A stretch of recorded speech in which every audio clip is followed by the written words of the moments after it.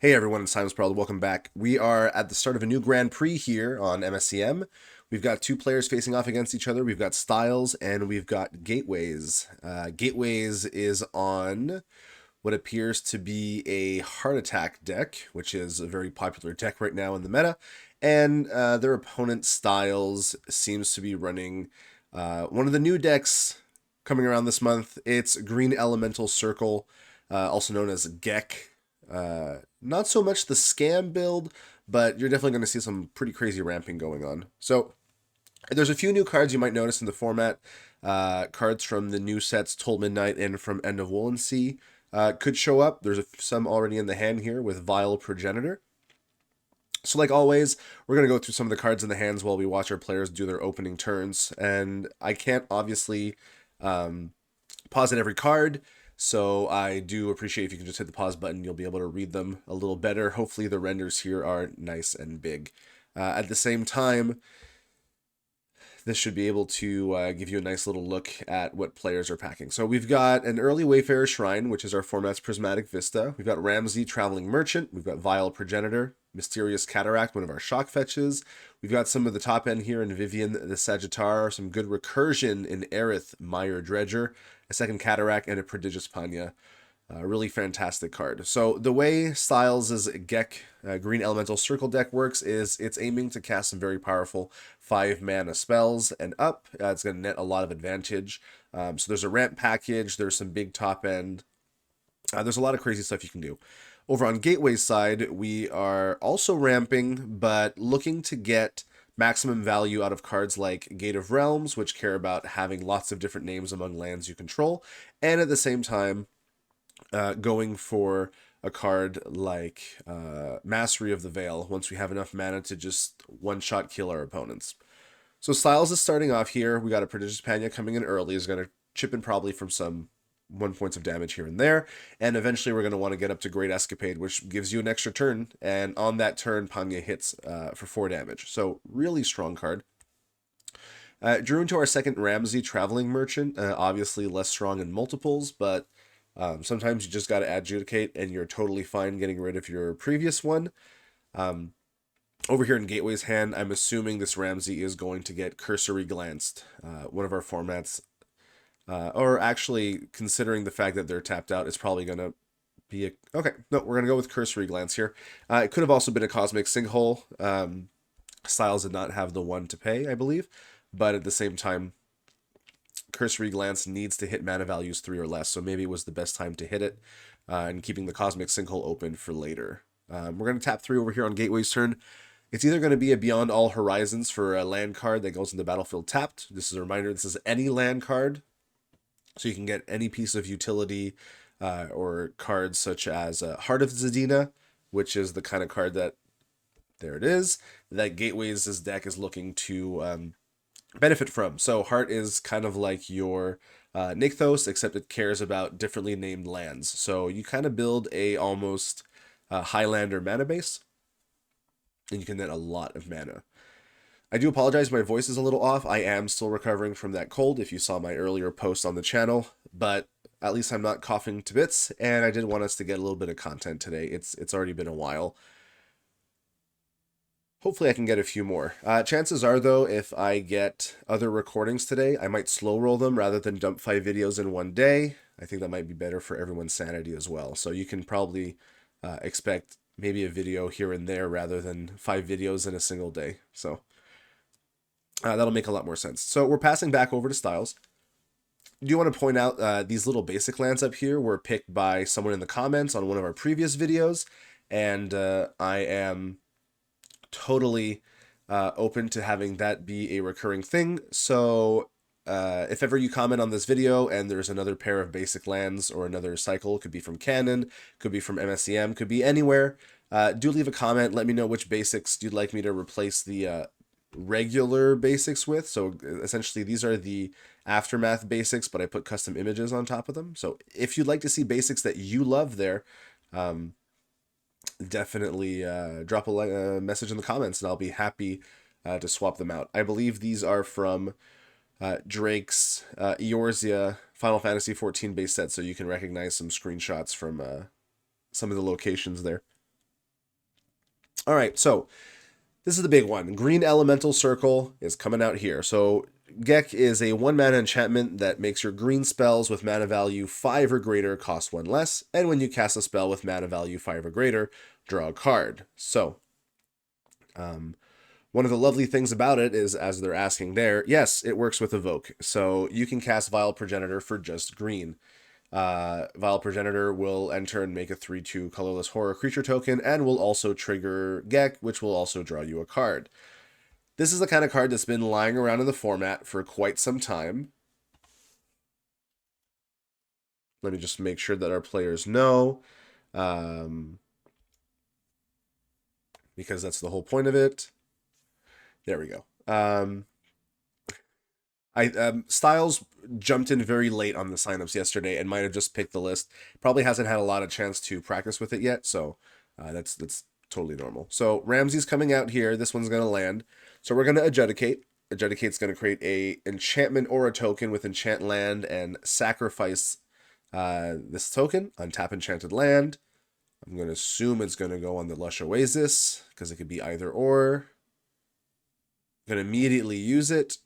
Untaps the land, pays the 1, and I'm going to assume that's going to be an evoked Vile Progenitor. So that's going to not only draw you a card off Green Elemental Circle, but you're also going to get your 3/2 colorless horror creature token. So yeah, like I was saying, Green Elemental Circle is a card that's been in the format for quite some time now. It just kind of was not, I wouldn't say under the radar, but it didn't really have the right shell, I believe. We already had cards like Vivian, like Aerith, but I think it's cards from Till Midnight like Vile Progenitor and I believe Amorphous Tyrant, which have very cheap evokes, which really turn Green Elemental Circle into a really nasty engine, especially when you can land multiple of them. You're able to start drawing huge amounts of cards off the evoke. So people were considering doing Scam with the evoke, but honestly, it's almost just better to play them normally with things like Green Elemental Circle, get them back with cards like Aerith Mire Dredger, which lets you evoke them from the yard, and you just accrue so much value between the Green Elemental Circles, the tokens on board, that you just kind of like pummel your opponent with it. So Gateways drew into a Recall Forgotten Aeons. You might check out the really cool frame here, known as the Paradox frame, though at this point it pretty much should be called the Revelation frame. Draw 2 cards, play an additional land, and then you can coalesce. So lots of cards that use this frame have a way of then being brought back as a creature. So in this case, coalesce is you cast it from the graveyard for 7, you'll redo the effect here, but you'll also get a body. So it's kind of a contentious mechanic sometimes. It's often costed the same as if you were getting a flashback, but you also get a really big body. What that does, though, is it makes them quite playable and constructed. So Recall Forgotten Aeons is probably one of the ones that sees the most play outside of maybe End of All Things, Stand Unassailable, and Sideboards, which we'll be able to check out soon. So we fired off with the Heart of Zadina. We have a Gate of Realms that's being played. So this is another card that just lets you get any land card in your hand. In this case, we're picking up a Monument of Queens, which is a really strong creature land that will slowly grow into a very hard-to-kill threat. And we're going to use the remaining mana to cast a Recall Forgotten Aeons to draw 2 and play out that Monument of Queens. So looking in the hand here, I almost wonder if the correct thing would have been maybe to drop a Wayfarer's Shrine, because then you could have cracked it for blue to pick up a Cosmic Sinkhole. But if you're not Cosmic Sinkholing anything this turn because of the amount of mana, the Green Elemental Circle and all that. But like, for example, that's 1, 2, 3, 4, 5. That's a Vivian the Sagittar, right? So if you had Cosmic Sinkhole here with a Wayfarer's Shrine for blue, you could have said no to one of these 2 cards. So interesting that we went for the Monument of Queens into play here. I feel that might have been a little bit of a mistake. Maybe I'm wrong. Maybe there's something I'm missing. I don't think there's a way to activate it right here. It does cost 4. Gate of Realms is neat, though. It costs 1 less to activate that repeatable bolt ability for each land. So we're at 1, 2, 3, 4, 5, 6 differently named lands. So now it costs 4. And then we'll eventually get to 3, then maybe...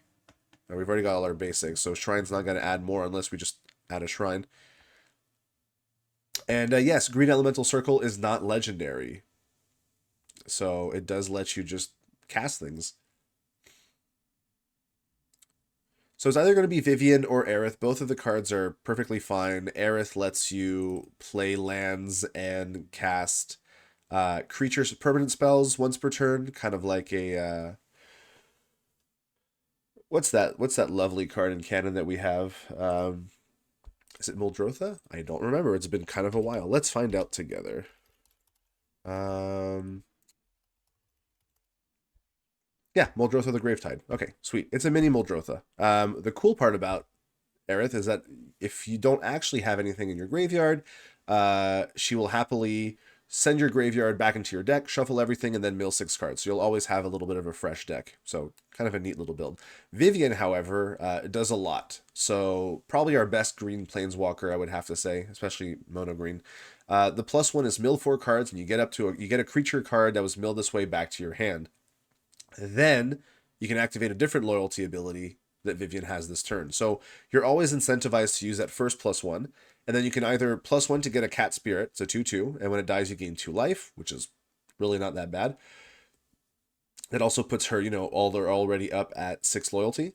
-3 is a really good removal. You pick a creature you don't control. If it has flying, it just straight up, destroys it. Otherwise, up to one of your creatures you control deal damage equal to its power to that creature. So removal, really good. And if by some chance you get up to that -9, you get 4/4/4 green Hydra creature tokens, and then your board gets trample and haste until end of turn, which is 16 power on the board. So it's quite a lot. But like the big parts are the first 3 abilities just all nicely working together. The draw off the creatures, and you get a spirit, and you get something back. It just kind of does a lot. So one of the issues that we're seeing here is over on Gateway's side is there's a lot of lands in hand, which is obviously probably not what Gateways wants. Lands are great up to a certain point. What's neat, though, is that those Recall Forgotten Aeons and Beyond All Horizons that we have in the graveyard, 7 and 7 respectively, we're able to cast those because of Heart of Zadina, right? Because this is going to be a net of, could be up to 7 if you drop the Fungal Mire here. And then 7, 8, 9... That's at least one of them. I mean, you could just do one of them, leave 2 mana up for Cosmic Sinkhole. So there's some things you can do to stop this board. So we'll see what happens. I have a feeling it'll be something like that. The one issue is over on this side, now that we have 4 mana, it's gonna be 5 and 6. But this just makes it cost 1 less. Yeah, I believe it still works. We'll be able to cast that Great Escapade here. And Pioneer's going to be a big flyer. We're going to have, lots of bodies being able to swing in the 3/2, the 2/2. This is going to be a 4/4, the 1. And then if you play out the Vile Progenitors, it's going to get a little risky. So Beyond All Horizons is going to be cast. You're going to get a land card, put onto the battlefield, tap, then shuffle. And its power and toughness are equal to the number of lands you control. So it's going to be a 1, 2, 3, 4, 5, an 8. An 8/8, which is really good. Like, it's going to block everything on the ground, but it can only block 1 thing per turn. So we'll have to see what Gateways goes and gets here.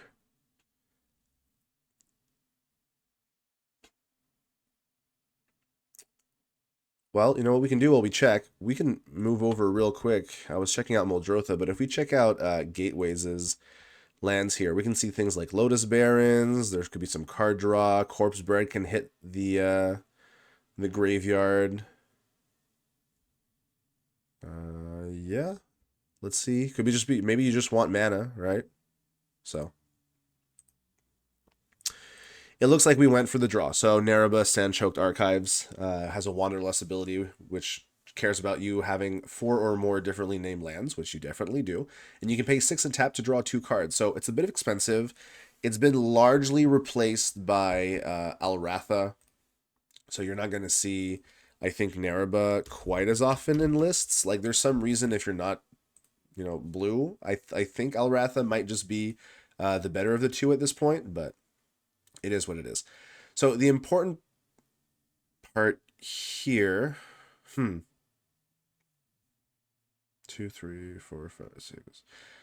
So we used Gate of Realms, and we went after the 3/2 colorless horror.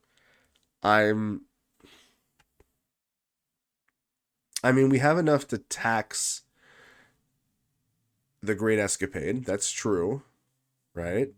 So it can be counted unless they pay 2, but that's could have been really risky if they had another land, right? Because it would have been 5, 6. You would have had 2 mana to. Interesting.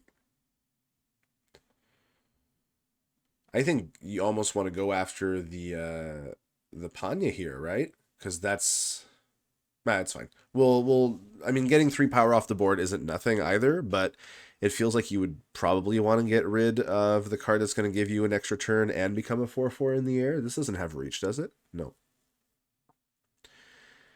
And I don't think there's the mana here to activate Monument of Queens, which does become a flyer, but okay, interesting. So let's see. It was all non-creatures, so Vivian whiffed on the +1, but I mean, still got +1s. Now the question is, are we going to use something else or? Okay, so all right, Aerith is going to come out. Green Elemental Circles is going to draw 2 cards.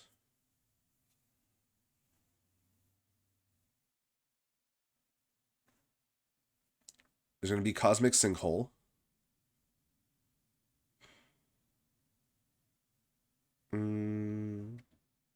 I mean, if you pay the 1 here,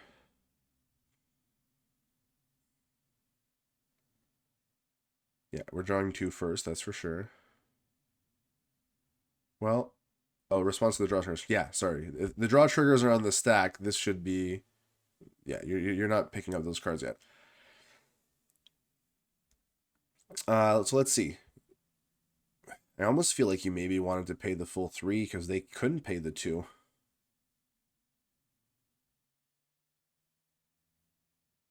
There's a little bit of confusion here. Yeah, so in response to the green elemental circle draw triggers going on the stack, we're Cosmic Sinkholing Aerith.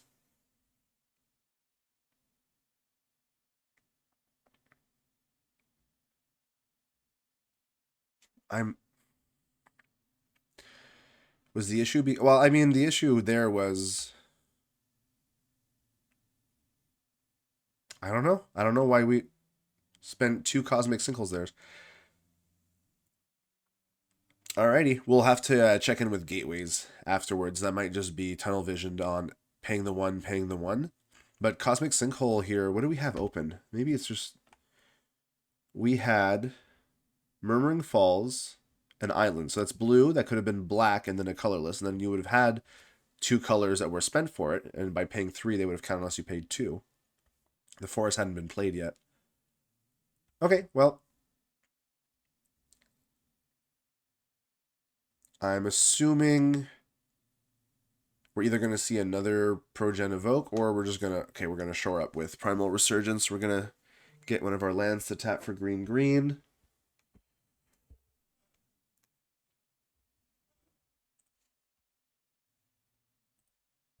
Alrighty.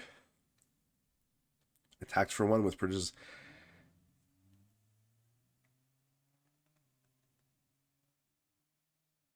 Very interesting. I'm looking through on the board and stuff. I feel like either just little mistakes were made. Again, like I said, Styles just picked up the deck. So obviously no offense here.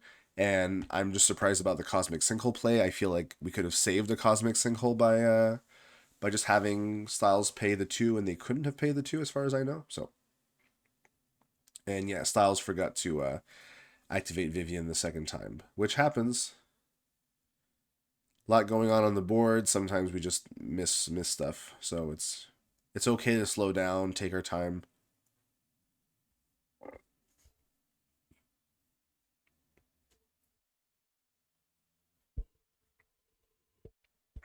All right.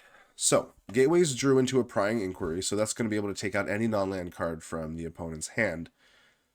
Problem is, like, what are you really going for? I think what we're going to start seeing, though, is we're going to start funneling a lot of mana into Monument of Queens as a beater. We're going to, or Gate of Realms, to start putting in the damage.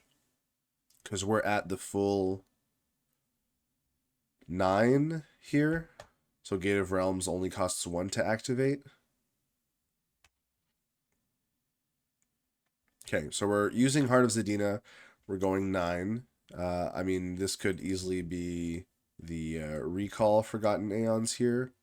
But, okay, no, we're using a big chunk of it into Naraba. We're going to draw 2.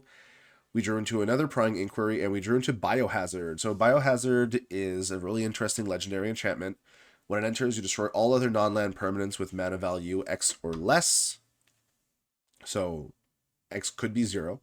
And then at the beginning of each end step, each opponent loses life equal to the number of cards that they've drawn this turn, plus the number of spells they've cast this turn. So once your opponent starts doing big things, so, you know, if you drew a card and you cast a spell, you're already taking 2. And the fact that you can just use black, green, blue, and destroy all tokens is never bad. Where it's going to be really relevant here, yeah, so the question is, you're already getting rid of the antelopes, the green cat, Panya, green elemental circle, and here all cost 1. These are 3, this is 3. If X is 2, I don't think it hits any of your stuff. It will also take out Ramsey, Primal.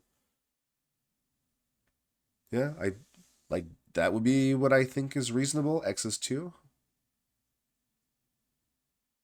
You don't want to lose your Beyond All Horizons in your Gate of Realms. Like, you'd have to go so high to get rid of Vivian. But if you wipe all their creatures, you get a free attack with Beyond All Horizons here. So, all right. So we crack the Wayfarer Shrine.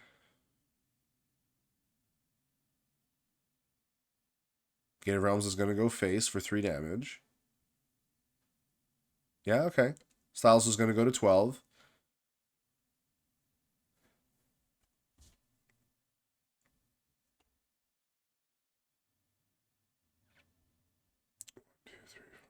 You're at 8. Yeah, sorry. You're going to have to... Yeah. The Wayfarer Shrine was what was giving you that extra, and you need all that mana for your Biohazard, so...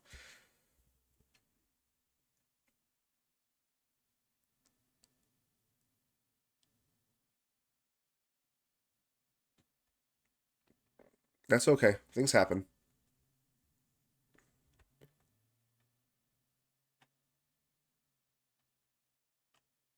And a Shrine was played this turn, so...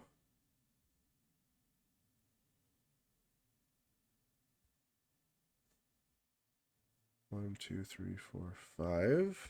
Okay, yeah, there we go. X equals 2.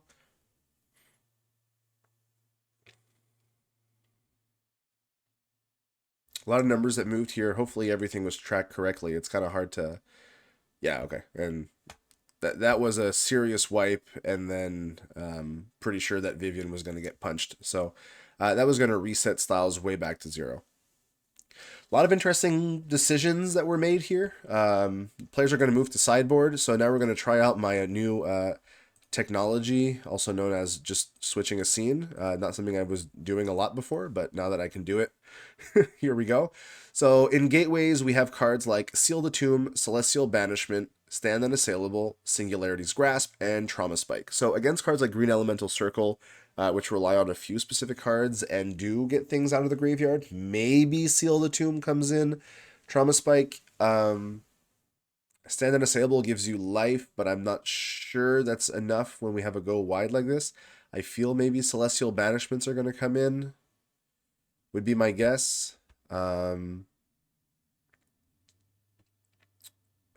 Pithwild gets a little rough when you have to start hitting things that cost 5. Exunt probably doesn't do as well here, so I'm assuming maybe Exunt kicks the bucket because, you know, when you go wide enough on tokens, this isn't great. You might go down on Cosmic Sinkholes, though, I mean, they're not bad. Kind of a tough decision here. Players are about to get started, but I do want to just do a quick look at Styles' sideboard. We have Ultin Surveyor that can hit artifacts and enchantments. That's probably coming in to take care of Intrepids and Gate. That's against Storm. Tyrant punches things. Hydra might be where we're going because it can't be countered and it has hexproof and it's big enough. Yeah, I mean, we'll have to see. All right, so players have their opening hands. Let's see if any of the cards that we were looking at the sideboards are here. Gateways is keeping. We've got, how many lands in hand? We've got 2, Shrine and Mire, but we have a Sinkhole. We have a Portal Fracture, so that Shrine's going to probably get cracked for blue. And then we hope to get to 3 to cast Beyond All Horizons. Beyond All Horizons will put us to 4. And then starting from 4, we have, some options. So Mastery of the Veil, one of the ways that this deck wins by getting enough mana that you can pick the same mode more than once. So all you have to do is pick each opponent loses 2 life. And if X is big enough, that just kills them. Over on Styles this turn, I believe that was a 1, 2, 3, 4, 5, 6. Okay, it was a 7 here. So we have lots of lands, which might have been the question. Green Elemental Circle, Primal Resurgence. Lumbering Hillock is nice to see as a creature land. It's hasn't seen a lot of play, I would say, recently, but it is a 4/4 trample. It does a bit of work. Jeffrey Stages the Finale is nice to see here. So it's another one of these over the up the beanstalk kind of cards that care about casting spells with mana value 5 or greater. So when it enters, you get to pick up a legendary blue card, reveal it, put into your hand, then shuffle. And then when you cast spells with mana value 5 or greater, you can return non-land permanents back to their owner's hands. It doesn't say blue, but finding the legendary blue creatures is actually kind of interesting. I believe in Styles' deck that lets you find quite a few things. You can go find your copy of Prodigious Panya, you can go find a Kalilia, Saboteur, an Orichi of the Cold Mist, and Aerith Mire Dredger. So there's an ocean if ever you brought it in from the sideboard. So it has quite a few hits. I don't think there's anything else. No, there's no blue planeswalkers. So we've got Primal Resurgence for ramp here, Green Elemental Circle as well, and then a Prodigious Panya. It's really fun. There's only one in the deck, I think. So it's nice that, it's coming out early. It starts chipping in. If ever you like the art here on these islands, it's from a really amazing board game called Parks, and some of them are from its sequel called Trails.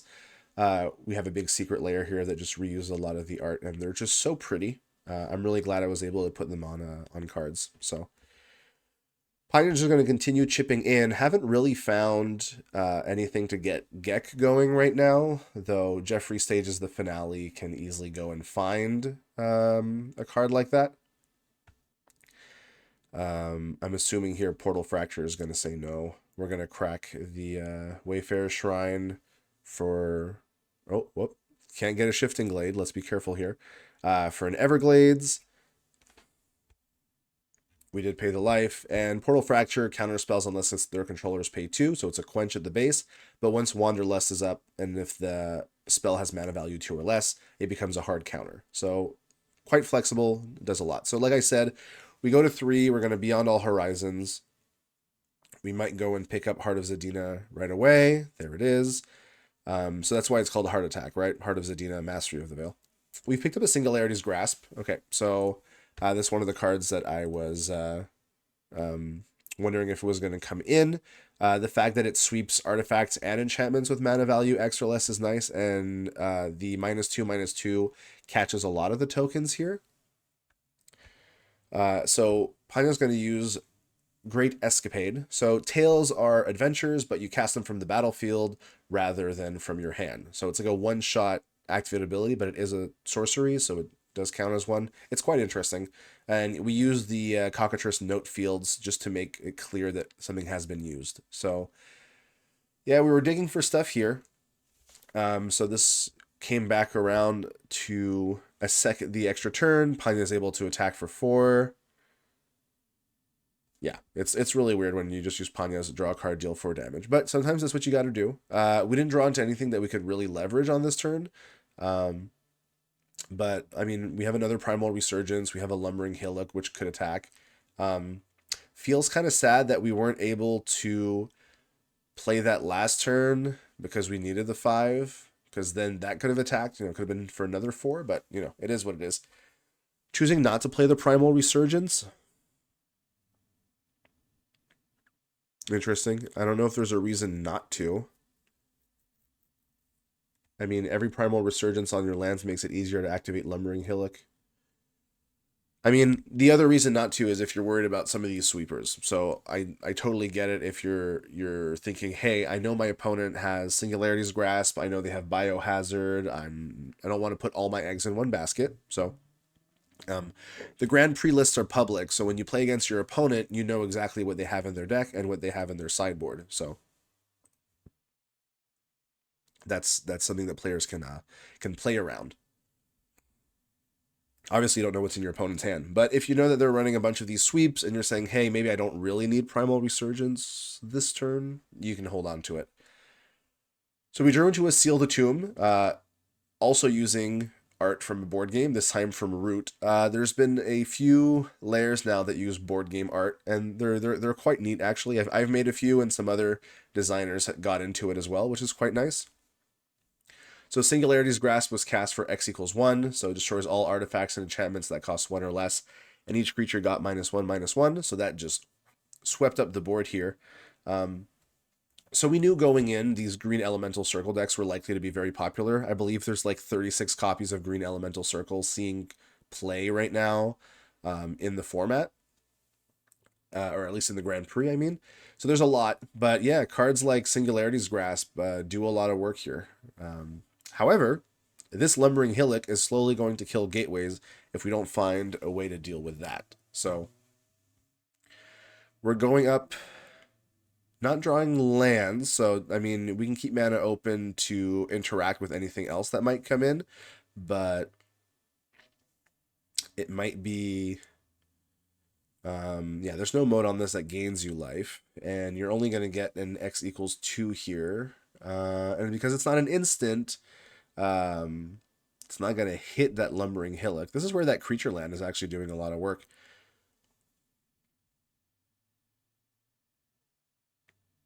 All right, so we're going for 3. Probably an Intrepid here. I love this art that Styles picked for League, I'll be honest. I've re-arted Intrepid a few times. I think that art might be one of the better ones on it. So if you don't like the full art silver border, I'm so sorry. I think the art is just gorgeous.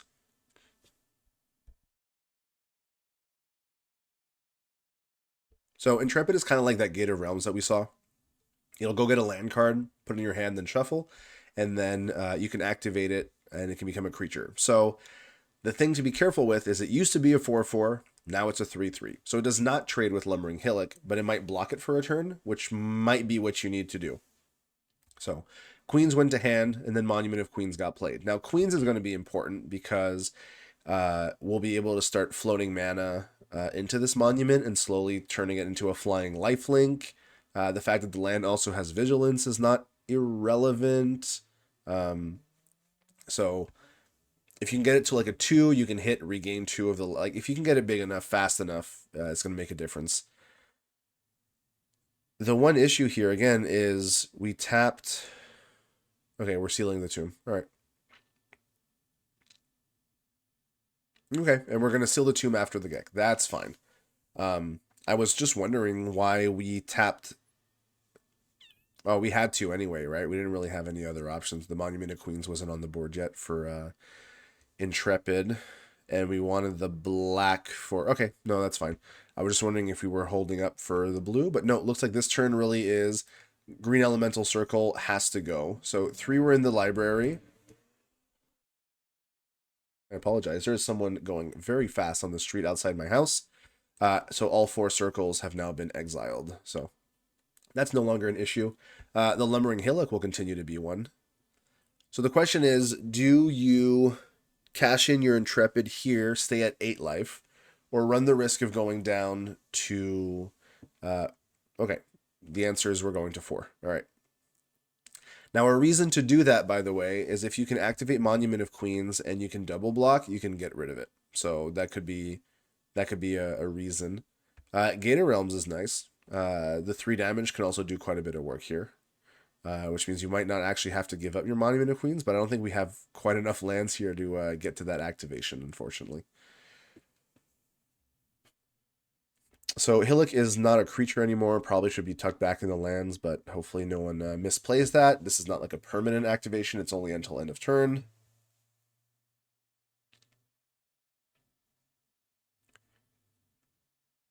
Yeah, a lot of little things that we can do here. We're up to producing 5 mana by tapping 4 lands, so we're at the +1 stage, but that's just one cycle of Monument, so you might as well just pay the 4.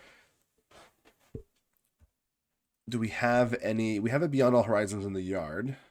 So that could be 5, 6. We're missing one more land to get a Beyond All Horizons, though. That would be nice. It could block the Lumbering Hillock, that's for sure. I have a feeling this might be the kind of turn where you say, "Hey, I'm gotta pass." I don't know. We're still at 4, 5. X can be 3, but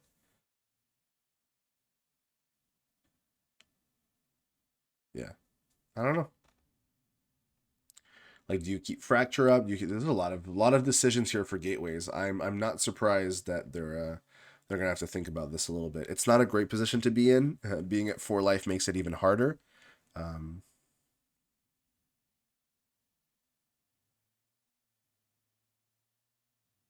okay, let's see what we see.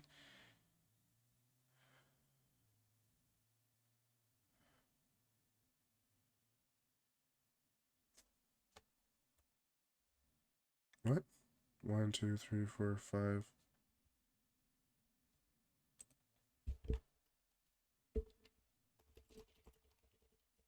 Did you have enough for that?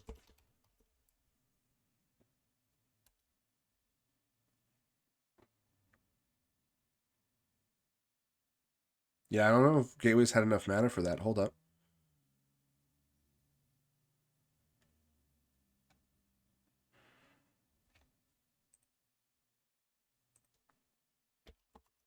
Yeah, okay, I think Sal's it. Okay.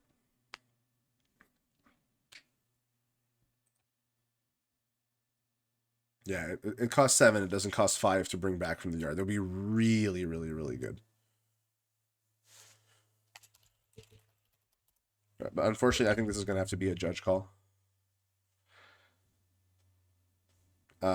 So yeah, in situations like these where a misplay has happened and we're already at looking through the library, it's a good call to say, hey, time to call a judge. Over on the Discord channel, you can at judge, like straight up. You can explain to them the situation. So while that happens, because that could take a little bit of time to resolve, we're gonna just go back and start looking at the lists here on Grand Prix Hyderabad. So we can look at a few of the deck lists from other players while we wait, and I'll try and keep an eye on the field to see if we eventually get an answer. So, as I was saying, if you say green elemental circle, my gosh, I'm so sorry, that was so loud. We have it in one deck, 2, 3, 4, 5, 6, 7, 8, 9 decks. So 9 decks are running this card, and I believe most of them are quite similar, though I know we have a few differences. There's some that have like Prodigious Panya. There's others that are running more of a green-white shell, kind of like a rampy build. Seems to be that the Prodigious Panya is the more popular of the two, but not by a long shot, just by like a little bit. So you can expect to see this card played a lot in this Grand Prix. We're going to obviously try and diversify our matches if we do more content, so you're not always staring at the same card. But yeah, it is something that you're going to have to see. So we have a mono black deck here, neon blue. It's I believe it's a villainy deck, and it's running, I believe, things like Curse of Impending Doom, and what's our other one? Is it the other one, or if people just stopped running? Or maybe people aren't running the double one. Interesting. But yeah, it's the kind of deck that wants to run punishments for having low hand size. So obviously 8 rack. So Curse of Impending Doom from Toll Midnight is one of those cards. Redless Antivirus. So this looks like again, Heart Attack shell. You're going to see a lot of Heart Attack decks. It's really like there's Heart Attack, there's Green Elemental Circle, and then there's the other stuff. Obviously, we didn't do a video showcasing every deck because, oh my gosh, that would just take forever. But somebody else did. They did a live stream, I believe, yesterday. So Ricky's channel usually handles that. So Hopefully, we'll be able to link to that video in case you want to have a little bit of an insight onto what's being played this Grand Prix. We're just using the fact that we have a judge call to fill in the time here. This is Sinful Tempter. You might have seen this already. We did a league recording of it. So you use the fleeting ability, which is kind of like Evoke, and you can combo it with cards like Reckless Mutationist, which can give it haste, and then the card attacks as a 5/4 and then double torments them. So things like that. Really cool deck. I quite like it. We have a few players also on, is it Phoenix? So you can use things like Mina Jeweled Minnow to make your 1-cost spells cost a lot less. Miyoga Firebird comes back when you cast your 3rd instance or sorceries, and then you have a bunch of 1-mana spells with a few 2-mana ones, and then you just kind of go nuts bringing back Firebirds. So, all right, looks like our players are back.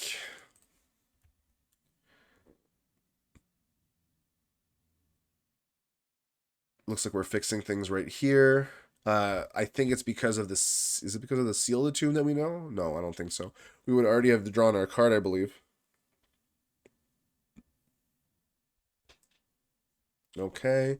But I believe this might have been scried to the bottom. So the important thing is just to know that Celestial Banishment was on the bottom here. We untap the lands, we undo that, and Beyond All Horizons is back in the graveyard. So I don't know if it's Hersey who took the judge call, but we have quite a few judges in the Discord that will handle some stuff. If ever a judge is not around and it takes more than 5 minutes, you're technically allowed to proceed with the match, fixing it as best you can, as long as you inform a judge of what happened. But normally players are around and are able to handle. So we're back to where we started before this little incident.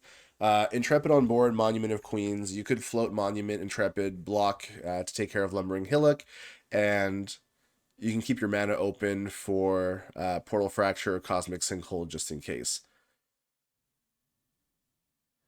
I don't think Masteries of the Veil would do too much here, but...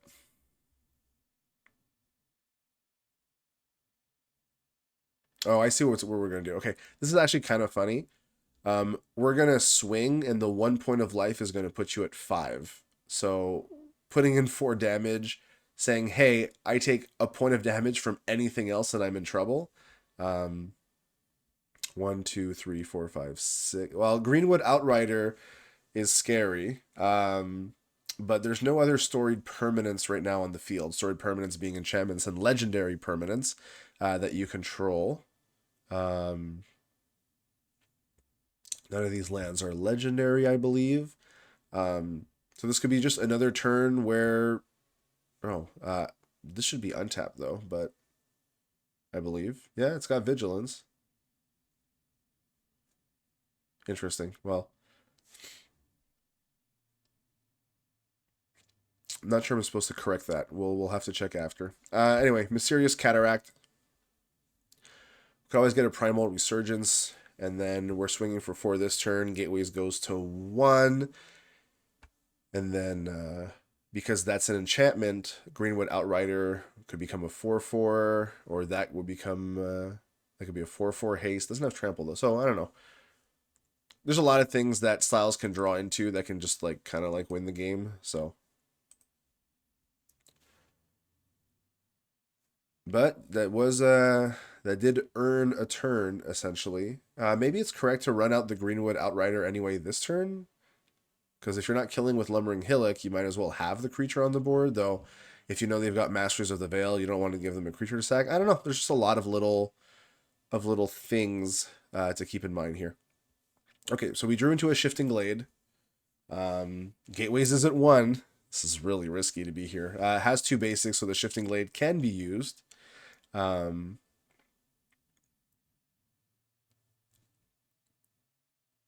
Let's see what happens next. Monument, we're at what? 1, 2, 3, 4, 5, 6. That could be 1, 2, 3, 4, 7. One short from double Monument, but the fact that Monument now goes up to 2, still not relevant here for the life total, I believe, because if you turn it into a 2/2, you attack for 5, you're only going to gain 2 life.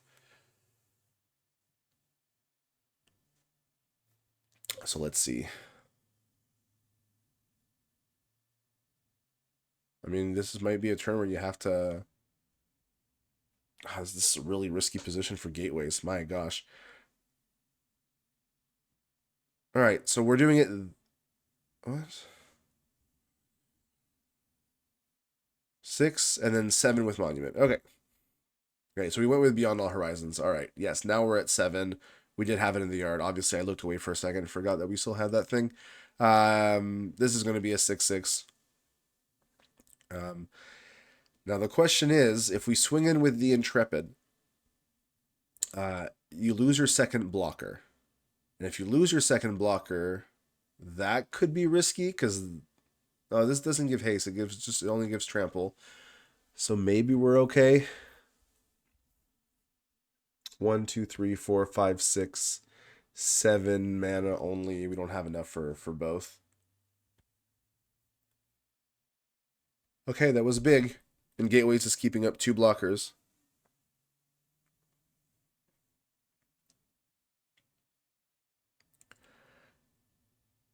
All right. Styles is at 11, though. Okay, so we drew Vile Progenitor. That can make a bit of a wider board here. A 3-4 and a 3-2, but we're going to get high enough now because 1, 2, 3, 4, 5, 6.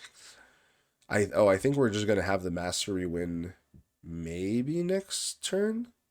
X just has to equal to 5, right? And we're at 7 unique lands. So just this produces 7. So 8, 9, 10, which means X is 8. So that's a kill with Mastery of the Veil next turn. So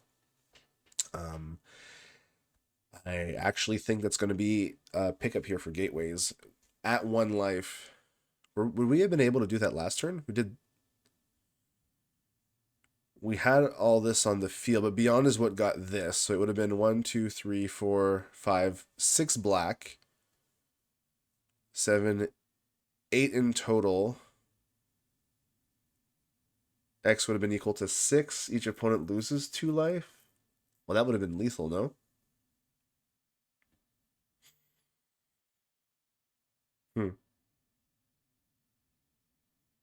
Interesting. Maybe we didn't see it.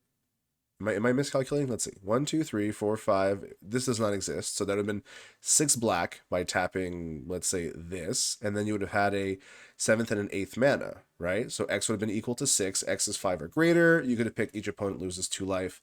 And you could just have drained your opponent. Yeah, that would have been lethal, right? Okay, so evoked Vile Progenitor.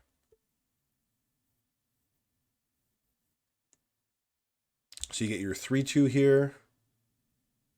Then you get Greenwood Outrider. You control 1 enchantment, so your creatures get +1/+1 and trample until end of turn.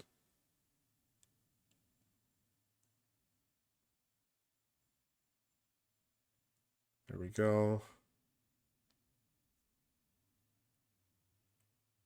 I mean, I still don't think that would have been enough. Intrepid could just activate. All right, that looks kind of like a end of match. It'll be interesting to talk to Gateways here in the chat afterwards. So yeah, that was our first Grand Prix match that we've got recorded on the channel. Hopefully, I'm going to talk to some of the players, see if I can figure out some of the stuff here. If you see anything that I didn't notice, definitely post it in the comments below. And yeah, take care, everyone. Appreciate you all stopping by. So have a good one.